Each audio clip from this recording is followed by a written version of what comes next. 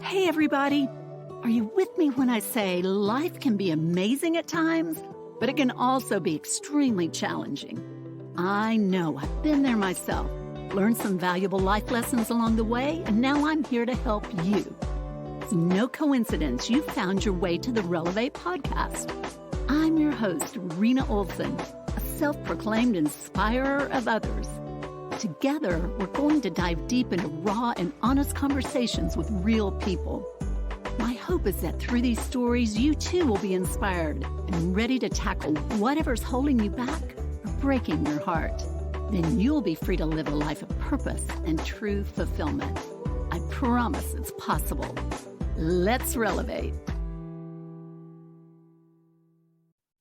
Hey friends, it's Rena Olson. Welcome to the Relevate Podcast. Boy, do I have a fantastic guest for you today. Her name is Kim Sorrelle, and she is here to talk us through a deep dive into love, the Jesus way of loving, as captured in 1 Corinthians 13. The love is patient, love is kind verse that so many of us are familiar with. Kim Sorrelle, welcome to the Relevate Podcast. Rena, thank you so much. I want to just hang out with you, and I know, but I want to hang out with you. You're fabulous. That's what we're doing. We're hanging and chatting about love. So I always like to start the podcast getting to know you a little bit more. So tell us more about who you are and kind of how we got to today. Sure. So I started my first business right out of high school. I've been an entrepreneur my whole life. I've had businesses, some, that I still have, and some that have come and gone. And I married a man who was the most incredible guy I had ever met. I met him when I was 17 and I asked him to marry me 10 days later, and he said yes. And I never thought I was getting married that young, but I did. And it was great. He was a wonderful guy. And then we had 4 kids of our own, and we adopted a son from Dominican Republic. And I've got 11 grandbabies, and I run a nonprofit organization, and I enjoy writing and have a real passion for what I've written about now, love, and the real meaning of love. And that's who I am, I guess. Very cool. So life was going along just swimmingly, and then everything kind of came to a screeching halt. If you want to tell us a little bit more about that. Yeah, it sure did. Life was going along swimmingly for sure. And I'd just become empty nesters, my husband and I, and we were so looking forward to that moment. Not that we didn't love our kids. We loved our kids, but excited to have some time together. And so then I was diagnosed with breast cancer, which was, shocking and whatever. And but something I could get through.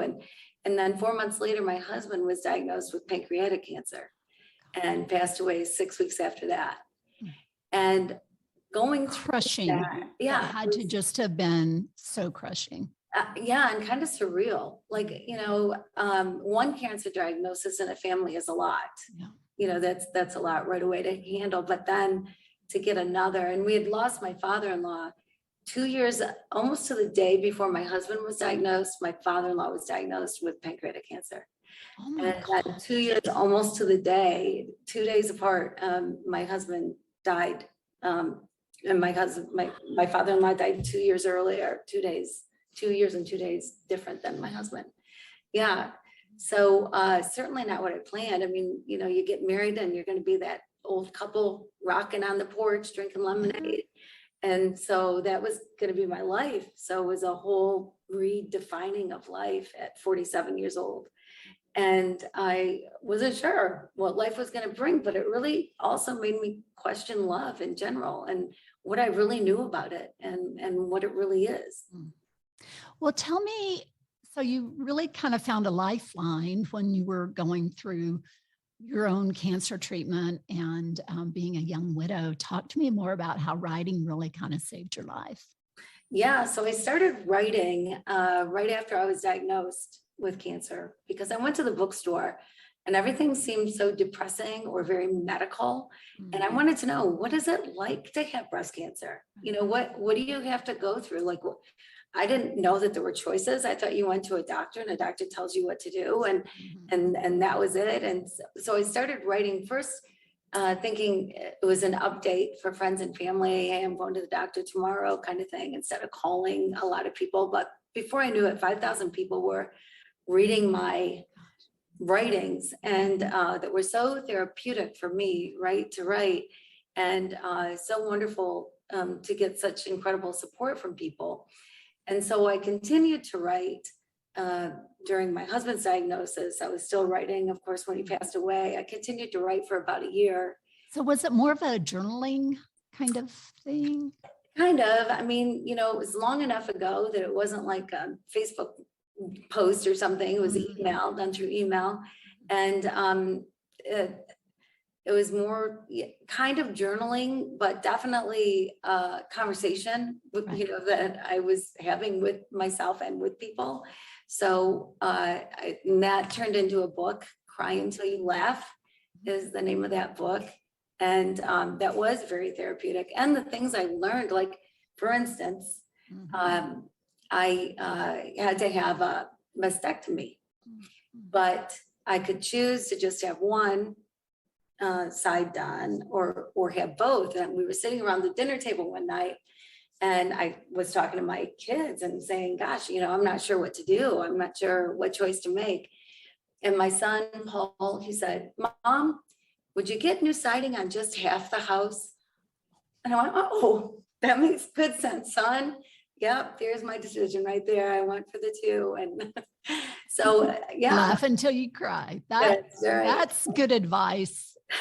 Or is it cry until you laugh? Okay, sorry. Like the two can kind of go hand in hand. Kind of the story of life, Right. Yeah. So true. So true. But yes. Yeah. Because that's what we need to do, right? I mean, the tears come, and I miss my husband like crazy. Like, if I could change it, I would, in a heartbeat. Like, if he walked through the door right now, I'd be so happy. It would be wonderful. I'd love it. I'd love to have him here, but I don't get to pick that. That's not a choice, but I do get to pick what life brings for me now.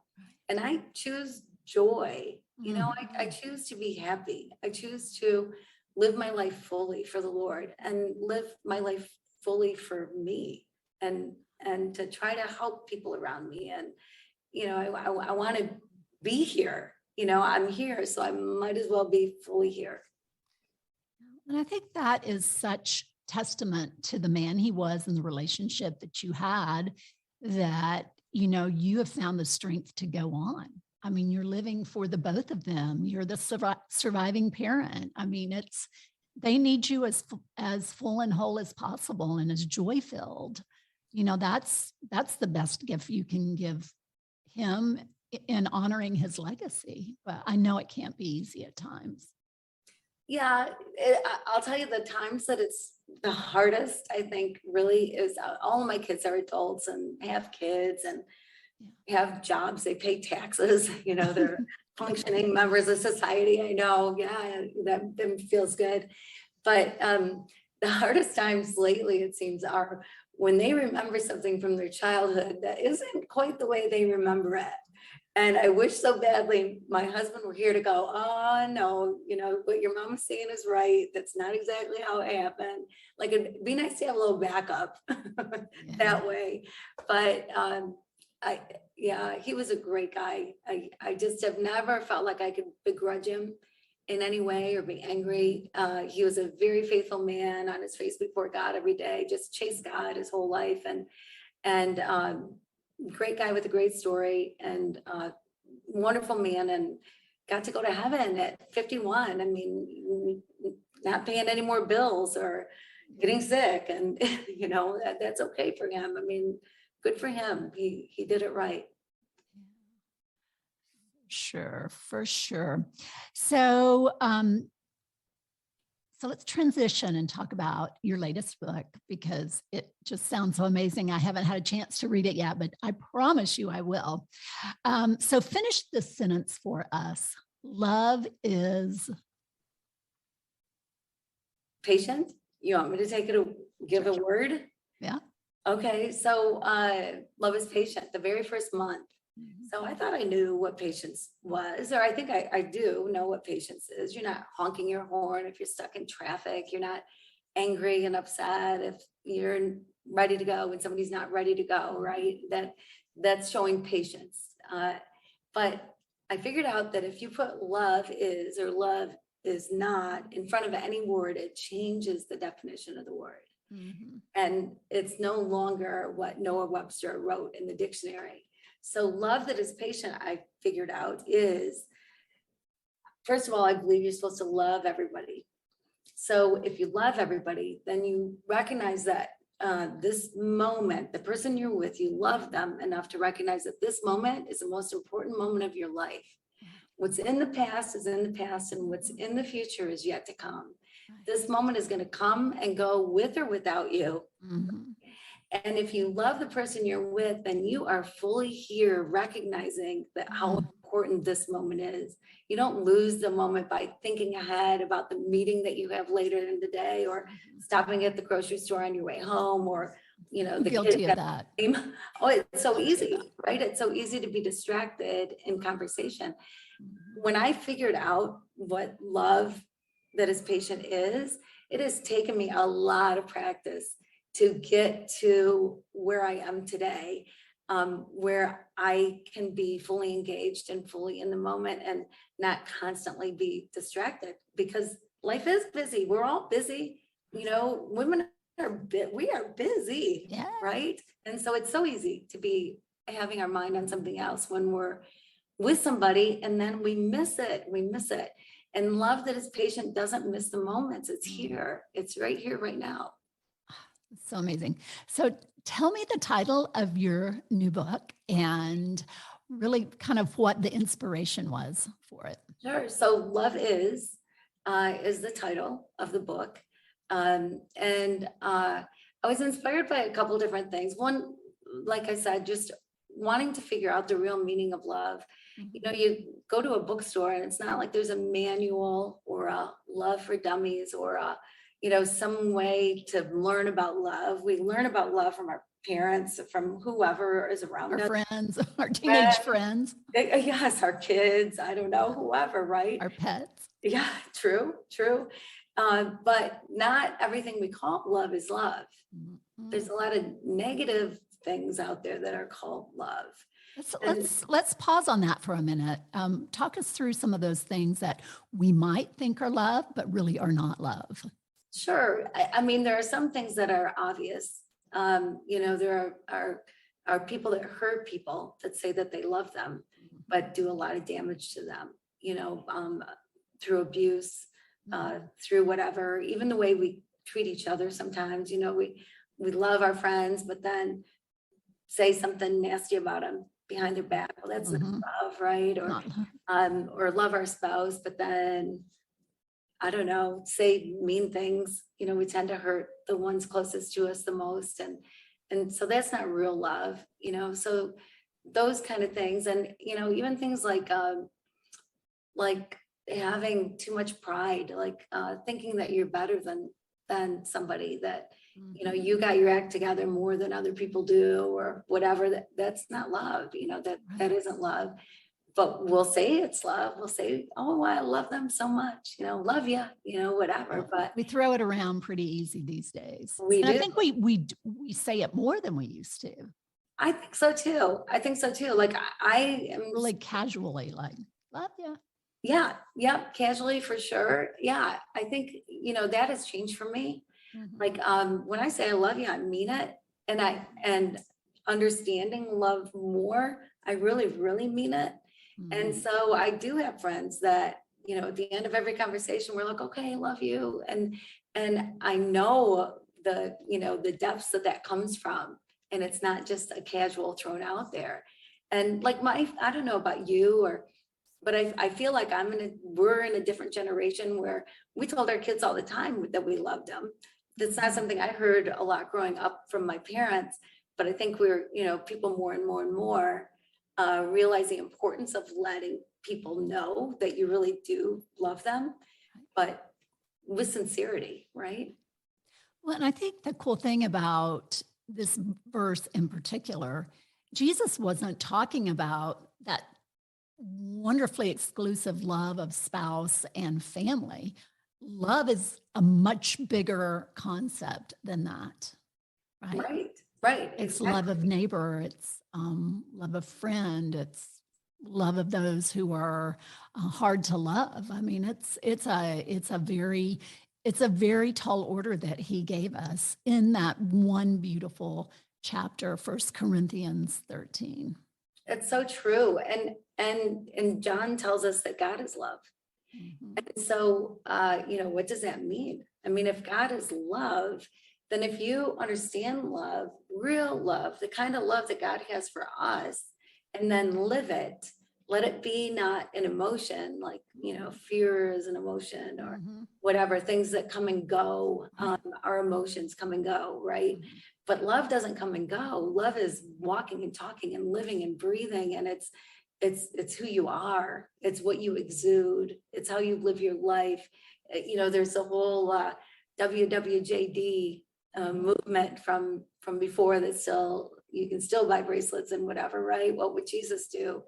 And Jesus is different to everybody. To some, he is light and truth and all things wonderful and God and Savior. And to others, he's a heretic. To some, he's an angry God tipping over tables, and to some, he's a prophet. And so people might answer that question differently. What would Jesus do? It might not be a universal answer, but love is universal and God is love. So if we replaced love with Jesus and that, and what would love do, and answer based on that, then we should be living the way we're supposed to be living and living the way we're intended to be living toward each other. It's so simple, but it's so complex and so difficult to live out.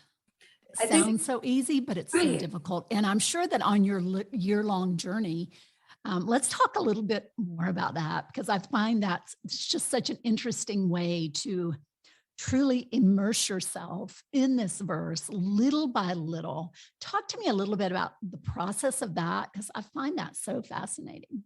Yeah, so I the beginning of every month, I just really focused on what the next word was, and it was at the forefront of my mind. And it was interesting because after I got through the first month, then the next month I'm trying to live love that is patient while figuring out what love that is kind is. And then the next month I'm working on those two while figuring out the next one. And I just kept it always on my mind and like always in my mouth. Love is patient, love is patient, love is patient, love is patient, and looked for it and prayed about it. Lord pointed out to me, and what does this mean? What does this mean? And it took me a long time to figure out each one. Like I needed the whole month to really figure out. And what was so interesting though about it is as I was working on it, I knew that I was little by little, maybe the door was opening and I was beginning to see, but it would take a special something with every single word. It was a aha moment. Finally I arrived. Oh, this is what love that is kind is. This is Can you give us an example? Sure. Yeah, absolutely. Love doesn't keep record of wrongs.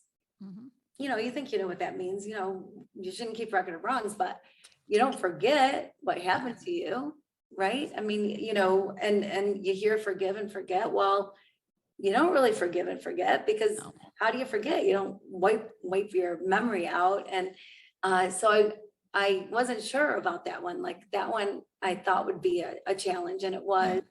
And but I was in Haiti. There were 8 men from the States that wanted to see a water project that I was working on in Haiti, and to see if they wanted to get involved in it. And most of them were pastors, real nice men. And so I brought 2 of my Haitian friends with me to translate, also men, and help in the project. And we went out to a remote area in Haiti and got to where we were going to stay. And we got there, and there was a little building behind a cement wall, and there were 2 rooms in the building, and each room had 4 twin-size beds. Mhm. And so 8 American men, 2 Haitian men, and me. So the head guy of the 8 guys pulled me over. Hey, Kim, can I talk to you? Can I talk to you? And I'm like, sure, yeah. And he said, did you see the rooms? And I'm thinking, well, buddy, there's nothing else to see. I mean, there's nothing else here. So yeah, I saw the rooms. And then I thought, oh, he's asking me because I'm a woman. He's going to think I want my own room.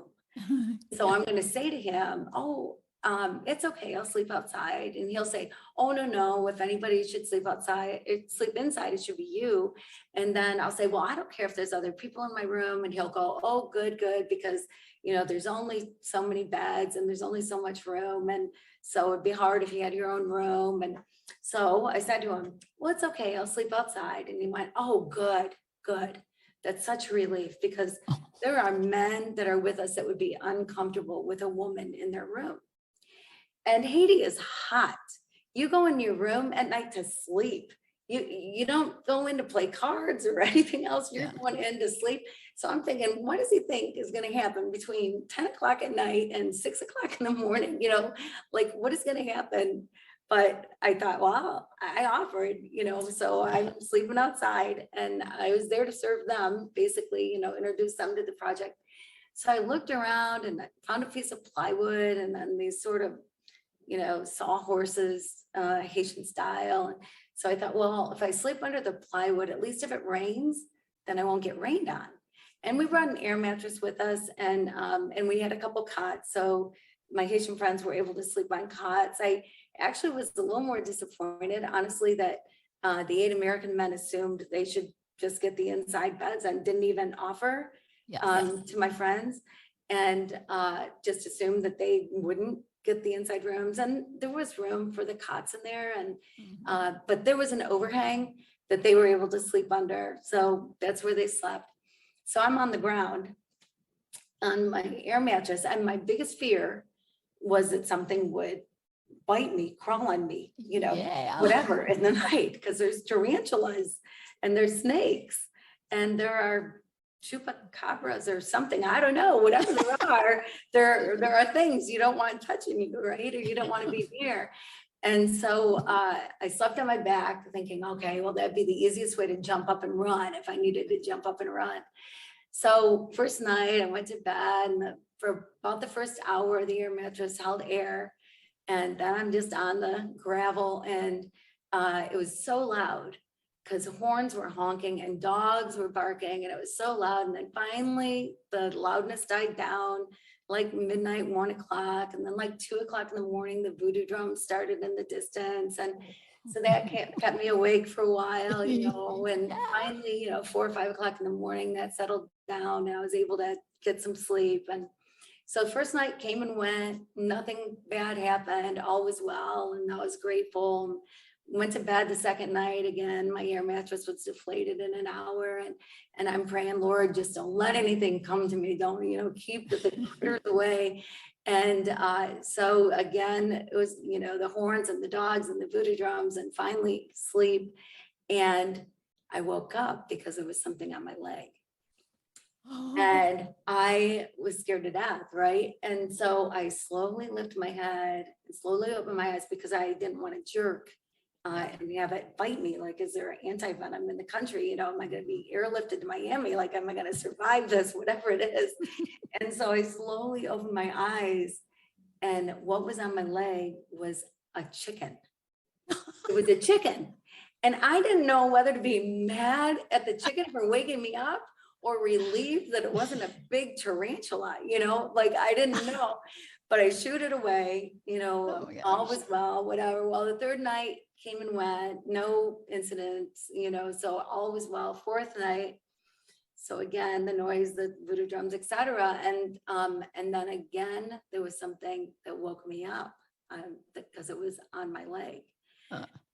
And I thought, oh no, what could this possibly be? So again, I lifted my head and slowly opened my eyes. And again, it was the dang chicken. It was that chicken. And again, I didn't know whether to be mad or what. And I shooed it away, and we had chicken. Your friend. Yeah, I guess so. But we had chicken that night for dinner. So I figured maybe the next night I would be able to sleep a little bit more. But, at first I was kind of angry at these guys. Like, I went 5 nights with very little sleep, and I can do that. I mean, that's not that big a deal, but I just thought, boy, I hope my sons, if they were ever in a position like that, they wouldn't have done that to the lone woman. I'm all about equality and about, fair pay. And I mean, whatever, but I am a woman, and there are differences between men and women. And, so anyway, so at first I was bitter and, kind of angry and going, who do these guys think they are, and why are they treating me like this? And this just isn't right. And then I realized love does not keep a record of wrongs. And bitterness only hurts us, right? And only the person that you're bitter toward, they don't know. And it's not hurting them one bit. So bitterness, first of all, isn't something we should ever carry around, but which is built into that verse. But to me, love that doesn't keep record of wrongs, doesn't forget the story. I'll never forget that time. But the narrative changes, the tone of it changes.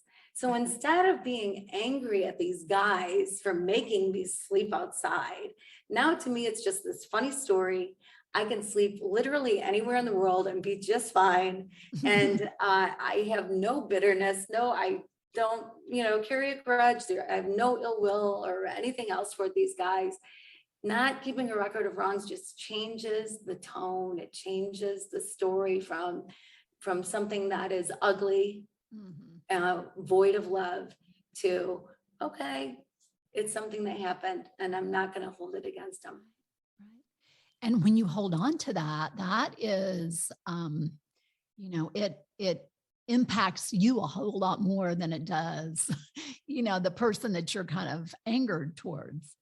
Absolutely. It's really, and that, the whole ministry of, Jesus's whole life, it's just upside down living again and again. He challenges us.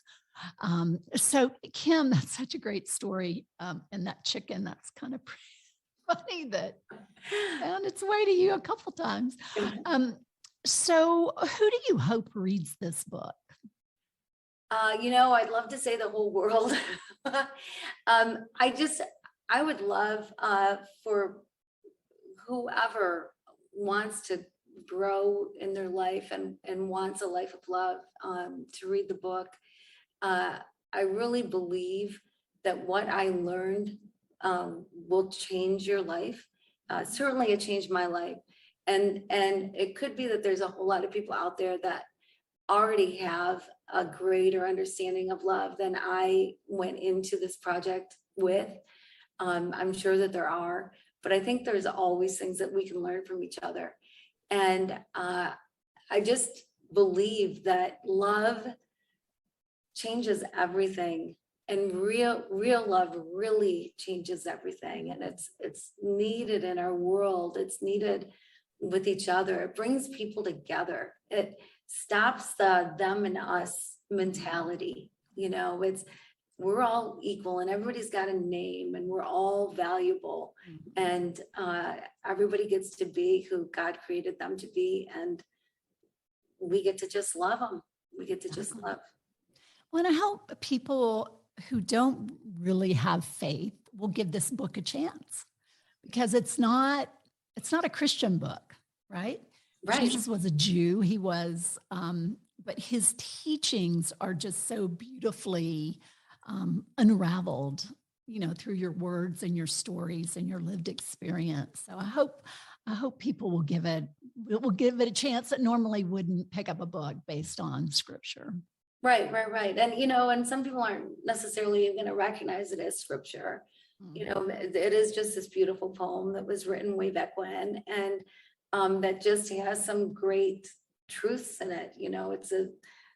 There's other people that we really admire, men of peace that have been women of peace. Mother Teresa, I am a great fan of Mother Teresa and the things that, and I love reading things that she said. And it's the same thing. Jesus was a man of peace and love, and so to emulate anybody who lives a life like that is what we should want to do. Well, and I love the fact that you are giving yourself away, living a life of service. You really invested a lot of your heart and your time and your resources in Haiti. Talk to us a little bit more about all of that. And your adopted son is there now, which is very, very cool. Yeah. Well, I started working more in the Dominican Republic, and my son is from the Dominican Republic, and there we have schools. We've got vocational training, water projects. Clean water is such a needed thing in our world. More people die from dirty water than anything else, and things that we take for granted, turning a tap on and putting a glass underneath, and you don't do that in most of the world. And we just opened our first medical clinic there, and we do community projects and whatever. And but we do work in other countries too, and Haiti, a lot in Haiti. And we just partner with people. We walk alongside people that from their own country, that have a passion, a mission, a vision to do something to help people in their own country, through medical care or through clean water or through education, whatever it happens to be. And they understand the culture, and they understand the language, and they understand the need. And I think, we live in this great country that we have so many freedoms and so many things right at our fingertips, right? That a lot of people don't have. And so we think we know more. Somehow we think that makes us smarter, and it doesn't. It doesn't make us, it makes us more fortunate, right? To be born here, but we could have been born someplace else. And but it doesn't make us smarter. There's a whole lot of smart people in the world. And but we tend to want to go in with our agenda and go, oh, we know what you need. Well, no, if somebody came to us and said, I know what you need, I'd go, oh, no, you probably don't. You don't really know. Exactly. Right?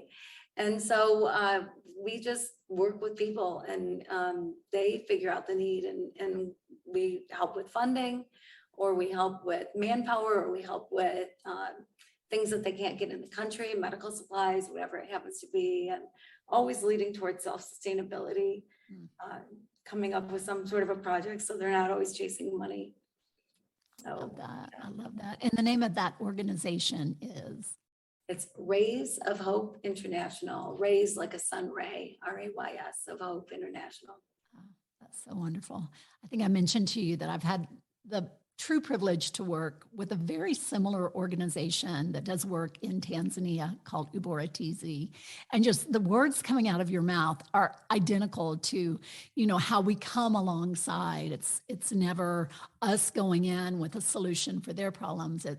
It's us, helping them, realize their vision, and ultimately, it's a give a man a fish kind of mentality that, the ultimate goal is for us to, be able to part at some point and say goodbye, and, watch them flourish. That is our goal. And I'm sure that's your goal as well for your wonderful friends in Haiti. Yeah, for sure. And in Burkina Faso, and Kenya, and Dominican Republic, exactly. Yeah, I don't know if you ever get this or not, Rena, and it certainly ties in with love, but people sometimes will say to me, oh, there's so much need at home. Why are you doing work in Haiti? Why are you doing work, someplace else? There's so much need here. My answer to that is that's absolutely true, that there is need here. There's no doubt about it.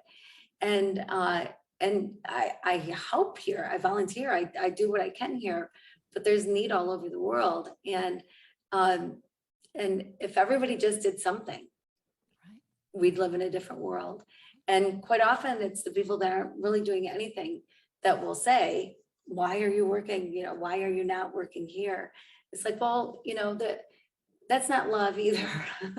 Because Exactly. that's judging you. And you go where you're called. You do what you're called to do, and you listen to the call, right? Because we're all called to do something. Yeah, and the need is it's different. I mean, we all have needs, but in America we have such beautiful social fabric, education system. I mean, all of that, you call 911 and an ambulance comes and gets you, and modern medicine, all of that is just right there. These countries, I mean, people are still starving. They don't have access to ibuprofen and clean water. I mean, you can't even compare the two. Right. It's so true. It's it's wonderful people living in horrible conditions, right? And I mean, the average Haitian needs 3 meals a week. To me, one of the biggest differences with our country is we have a safety net.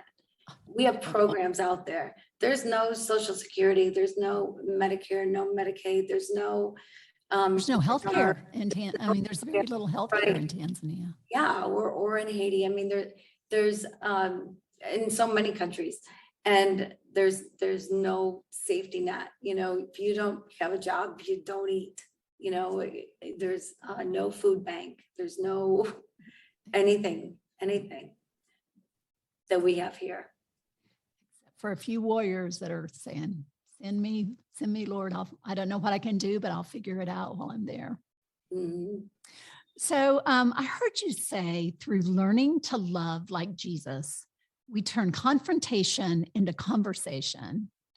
Separated by disease and discourse, the one thing that can bring us together is love. Do share more on this, Kim. Sure. I mean, we're so divided, unfortunately, in our country, and COVID has not helped that at all. There's the Democrats and the Republicans, the vaxxers, anti-vaxxers. Right. Yeah, for sure. And people think, well, if you believe this way, you can't be a Christian, or you're not a good person if you belong to this party, or if you get vaccinated, or if you don't get vaccinated. And none of that stuff matters. Those are opinions. That's not your life. Those are things you might believe, things you might feel like you need to hang your hat on. But the reality is, I have great friends that are Republicans, and they think, if you're a Democrat, how can you be a Christian? I have great friends that are Democrats, and they think, if you're a Republican, how can you be a Christian? And people don't necessarily understand that that's the way the world is. I mean, that's the truth of it. We have a lot more in common with each other than not. But when you love, it should never be a confrontation. When you love that is patient, listens, right? And love that doesn't boast, that doesn't stand up and say, I'm better than you, I'm better than, has ears to hear. And when you have conversation, when it doesn't escalate into, they think like this and no, you're having a conversation with one or two people, or however many people, right? That all have names.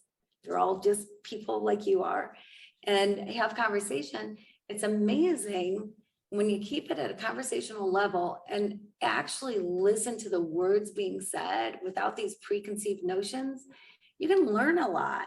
And your opinion may or may not change, but at least you'll know where somebody else is coming from. And that's love. If they want to believe that way, that's okay. If they want to vote a certain way, that's okay. That doesn't make them bad or make them unlovable. You love and be open to the conversation. I think when you flip down that filter of love and you really commit to living life that way, it changes you. It changes the way you look at things in your heart and the way you respond. And it is not easy, because you get that little adrenaline rush and you just want to say something, but that is not love. Especially if you're watching the news, right? I know. And they can get you worked up. Right. They bait you. That's how they keep eyeballs on the screen, keep you watching. That's right. Probably one of the most best things that you can do if you really love yourself is maybe turn the channel, watch go outside and go for a walk or something. Yeah, go outside for a walk. Go on a mission trip. Yeah. So I love the fact that, it's when you look at somebody, you don't know where they've been in their life. And I think you exude so much joy and happiness. One would not begin to suspect that you've had such heartbreak in your life. So talk to me how you've turned your pain into purpose and how that has opened doors for you. Yeah, well, I think, we all go through stuff, right? We all have stuff. And you can either wallow in it, you can either stay in the moment of grief, or you can either wallow in self-pity, or, you can pick to do that if that's what you want to do. But if you can take the bad things that have happened to you and use them for good, what the devil is meant for bad, God turns it into good, right? So if you can use it for good by helping somebody who's going through the same thing that you've gone through. My mom committed suicide in 1990. And boy, that was holy cow, so hard. But today, now, and for years, I'm able to meet with somebody who has lost somebody that way and relate to them a whole different way. And because I'm this many years out from it and have learned so much more about it, I can pour into somebody the knowledge that I have and give a different level of comfort and understanding because I went through it. So, the same thing with losing my husband and going through diseases and whatever, I've had lots of stuff in my life, but when you've done it, when you've been there, done it, you can have sympathy if you've not been through it. You can have empathy. You can, feel bad for someone who's going through it, but you're not going to understand it as well as someone who actually has walked that path. And so to take those bad things that happen to us in life and get out of the wallow, cry until you laugh, right? But laugh again, and then look for opportunities to minister to people, to just love on people who are going through the same thing. That really is the best medicine. Once you're ready, it's to pour into other people. I'm so glad you brought that up on numerous occasions, because I think so many of us don't pull that lever enough. You can't pull it too much. And the joy that awaits you, it's just, it's hard to describe, and it is pure love. It is, absolutely. And it's a choice, right? I mean, you have to make the choice that that's what you're going to do, that that's what you want your life to look like. That's the way you want to live. But it's a really good choice to make. Well, Kim, I've enjoyed chatting with you so much. So tell me the name of the book again and how people can get in touch with you. Sure. So Love is the name of the book. And it's available on Amazon, Barnes and Noble stores. There a lot of brick and mortar stores are carrying the book. It's only been out for a month, and after just a couple of weeks, it was a #1 bestseller, and #1 new release, and is up for some awards. And which the part about that's good is not the accolades or anything like that, but that I believe so strongly in the message. Like I believe so strongly that if we really understand love, we understand each other better, and the whole world could be a different place. And so anyway, so my book's available. I'm on all social media platforms, Kim Sorrelle, with lots of letters. And so I'm available all the time, and love it when people reach out. So, well, my adult kids may be getting a copy of this for Valentine's Day. I think it would be just such a wonderful guy. And my husband too. Yeah. I'll let him read my copy maybe. There you go. Well, I've heard of couples even doing it together now. Yeah, and a Bible study. I think it'd make a great Bible study, because we all need to learn to love better, for sure. So one last question for you. The word relevate means to uplift or to restore to good spirits. Close us out with a little something more about love. Love, when you break it down, when you slice it up, when you dissect it, the overall umbrella of love is that it is complete freedom. There is no freedom like love. When you love the way God intends us to love, the way God loves us, the way we should be loving each other, the real meaning of love, you are free to just love. You no longer have to judge or condemn or think that there's ulterior motives for something. You can take people at their word. You can just love people. It is the greatest freedom ever. Well, thank you so much for being here and sharing this refreshing message. I just wish you the best on your journey, and know there will be another book in your future. And hopefully I'll get to meet you one day in person and hug Oh you. my gosh. Yeah, let's set up a coffee date. I can't wait. Okay. Sounds perfect. You take care. Keep shining, sister. Thank you. You too. Thank you. Thank you. So I don't know about you, but I've got some work to do in the love category. Let's take a listen to 1 Corinthians 13, 4-8.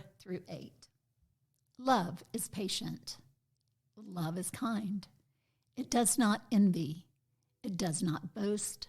It is not proud. It does not dishonor others. It is not self-seeking.